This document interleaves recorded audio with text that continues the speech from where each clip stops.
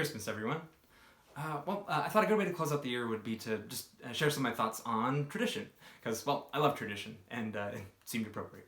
So, tradition is something that happens every year, and done right, it's something you have nostalgia for and anticipation for. But things can go awry, and it might fill you with dread, but hopefully that's something you can negotiate with the people you're celebrating with. And that's been my experience dealing with tradition. Throughout the years, I've done all sorts of things with my family, especially around Christmas time.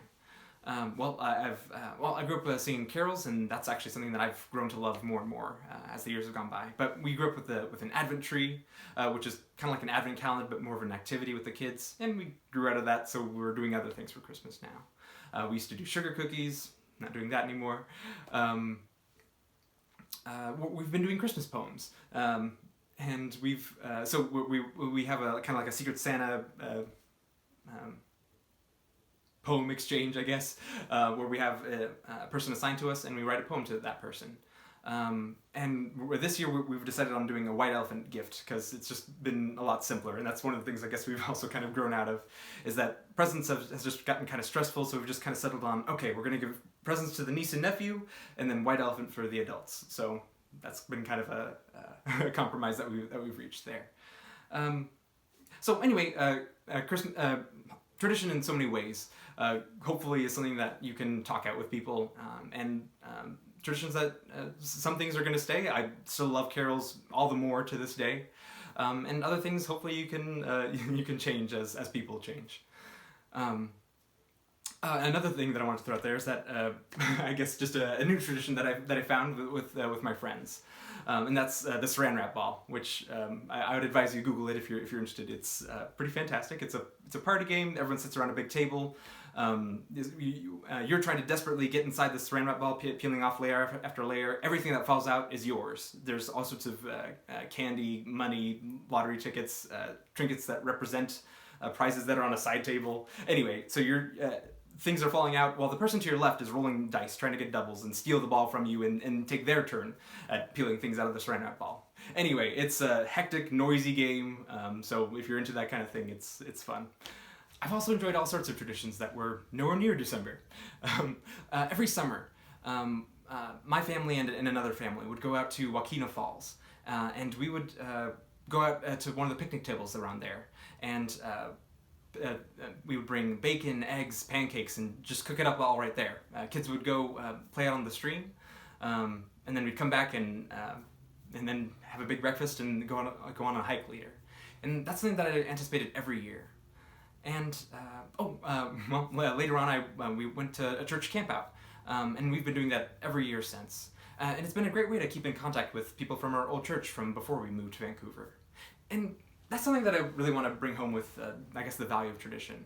And, for one, it's a great way to keep in contact with people who you don't get to see anymore. In so many ways, life throws us together as students, co-workers, churchgoers. But then life leads you to other places, and you no longer have that convenient excuse to see each other all the time. So you have to go out of your way to make it happen. And tradition can be a great way to accomplish that.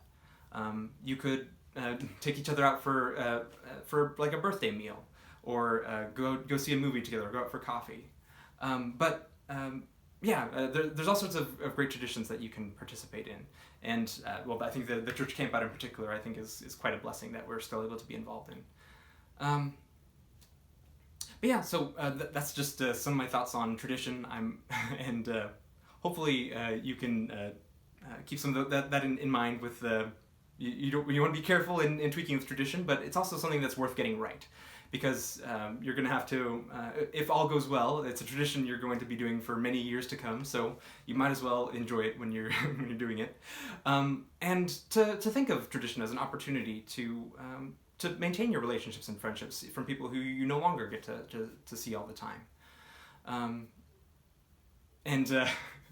I guess a funny note, some people who know me very well might be rolling their eyes by this point, probably a lot earlier than this, because I'm perhaps the person with the least right to talk about this, because I am terrible at instigating events and traditions. But I'd like to remind you that at the outset of this channel, I said that this channel was aimed at me perhaps first and foremost.